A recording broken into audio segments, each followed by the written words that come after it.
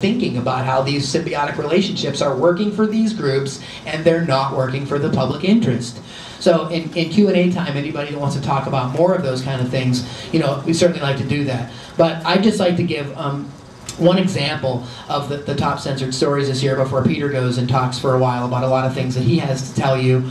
And that is one of the top stories this year. Of course, there's themes running through the stories every year.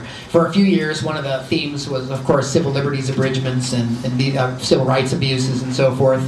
You can see those stories again in the archives online. This year, major theme, like 6 or 7 stories were financial. They were economic, on the Wall Street bailouts, how $64 million from the TARP industry, banking industry that received TARP money went right back and was actually funding people sitting on panels deciding what was going to happen to them and who was going to get their money. I mean, total revolving door stuff about how lobbyists, corporations in America and these private interests spend $32,000 per day per legislature on lobbying to peddle influence in public policy. $32,000 per legislator per day.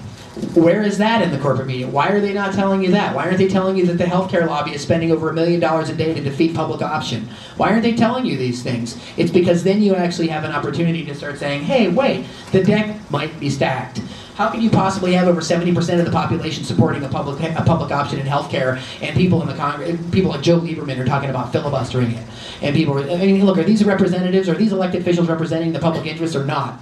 Not.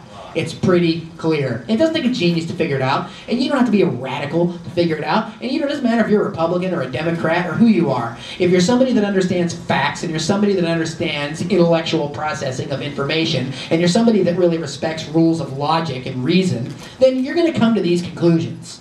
And what you do about it is, of course, another story. But there are other stories this year as well, thematically, race, how schools are actually more segregated today than they were in the Brown v. Board years in the 1950s. Study that Gary Orfield did at UCLA in the Civil Rights Project. That's something that usually spins people's heads around. Another story on, there's several other stories on race. The hidden race war in Katrina and the aftermath of Hurricane Katrina. All kinds of U.S. policy decisions in Israel supporting against the people of Gaza. But one of the stories that is also racially motivated in terms of U.S. foreign policy and Western European foreign policy in Africa has been a story that you've actually all heard of. It's the story of the Somali pirates. Right? Arr, mateys. You've heard the pirates, and the pirates are on the high seas, and they're hijacking the vessels, and they're blackmailing people and taking money. And you all heard about the captain that was taken from Vermont, right? And he had his ship, and they came, and the pirates took him, and the Navy SEALs, with their expertise, had to come in and rescue the captain and take him back to his Vermont house, where they lived happily ever after, even though they killed several of the so-called Somali pirates that were under the age of 18. None of their names. You didn't learn anything about any of those people, who they were, the context in which they were doing what they were doing, right? Didn't get to hear anything about that. But what this year's story is, number 3, the toxic waste behind the Somali pirates. Some people might say, like, what's that about?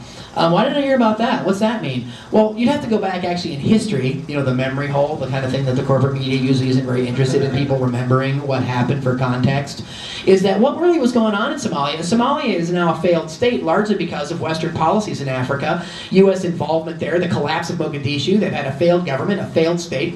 It's largely because of European colonialism through the 19th and 20th century. The United States came in and tried to basically take that over, failed, left Somalia a complete mess, which means they don't have a military really other than rivaling factions. They don't have a coast guard. They don't have any means by which to protect their coast, right? And some European and Asian companies were coming down off the coast of Somalia, and guess what they were doing? They were illegally dumping toxic waste off the waters of Somalia that came up when there was a tsunami, and it was all lying on the coast and everybody could see it. And they were illegally poaching the waters off the coast of Somalia to the tune of almost $500 million in lost fishing revenue. So these people that are so-called Somali pirates, yeah, are there some of the people that are probably, in it for the money and they're really trying to, they're in it for their own gain? Sure. Kind of just like John Hancock was a smuggler and signed his name the biggest in the Declaration of Independence. Was he really into liberty and freedom, or was he into making a buck? So the pirates, some of them, sure. But a lot of these people that are Somali pirates, guess what? They're young people and fisher people and so forth that are out trying to protect the waters because there's nobody to stop people from poaching, and there's nobody to stop these other fishing companies from coming and dumping toxic waste off their waters, which is killing people in Somalia. There's nobody there to protect them. There's nobody there to do it. Ask yourself if somebody was doing that in your neighborhood, what you would do. You might go to the store and grab your swashbuckling sword and your cap and call yourself a pirate too, right? You might actually go and do something to protect your interests and defend your interests too. You might actually even accidentally notice how this is largely a policy against an African country by white societies. You might notice those imperial, colonial, racist policies going back hundreds of years between Western Europe and what the emerging United States. In other words, context. You might start to put dots together.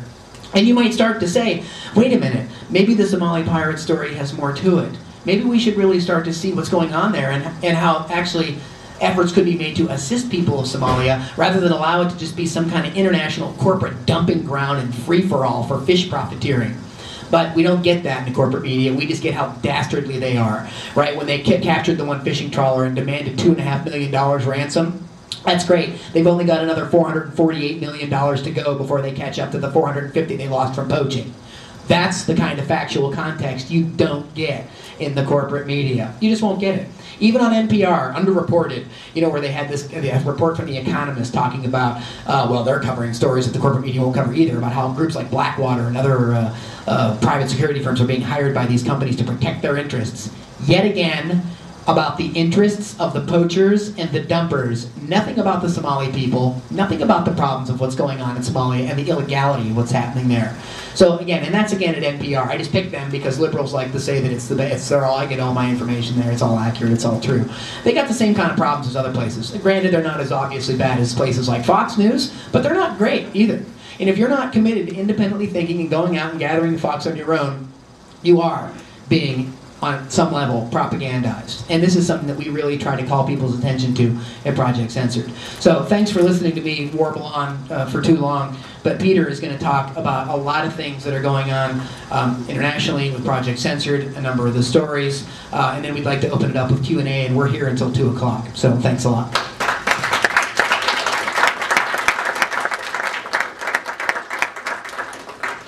Okay, thanks Mickey, and thanks SDS for inviting me to come back this year. It's been a really interesting year. Over 9 campuses were involved with helping put the stories together this year, and they're all listed in the back of the book, and we're very proud of that. And we're moving in the direction of wanting hundreds of campuses around the world to be the places that validate independent news, that talk about what news stories are important, have experts, faculty, and community people who know about these topics, validate, say this is a true story, and then summarize those and put them up like on our independent media website, and be continuing to do this year round so that we're undermining corporate media. They're irrelevant, and we will be building stories ourselves as universities, as college people, as researchers, as independent thinkers, to really share that kind of information in a very real way. And that's the goal, that's the direction, that's what Mickey and I are going to be doing. We're going to continue to pick the 25 most important stories each year and put out a book at Sonoma State. But we think there's a much bigger effort that needs to take place here. And part of that is thinking back. When Project Censored started, there were 50 major media corporations in the United States. And then Ben Bakdickian, former editor from the Washington Post, and then he was head of the journalism school at Berkeley, wrote his first book called Media Monopoly in the early 80s, and it was, he was saying 50 major media corporations, and we're all going, oh wow, you know, that's like really concentrated. Well, he's had 6 versions since, and now he's down to 10 major media corporations in the US, very closely interlocked. Their board of directors would fit in this room of those 10 people. I mean, there's, you know, 118 people, and they're interlocked with corporate media. They're part of the top 20% of the corporate 1,000 that they sit on those boards. So this is corporate media telling us, giving us a top-down propaganda model of what they want us to hear. And so theorize that. Even 20 years ago, Noam Chomsky and Ed Herman put a book out called Manufacturing Consent. It's called The Propaganda Model. And this has been with us now for 21 years. And they're saying that these corporate media systems were filters, that they were kind of controlling the news, in that they were concentrated private ownership. They were they had a strict bottom profit line orientation. They were there to make money. They were heavily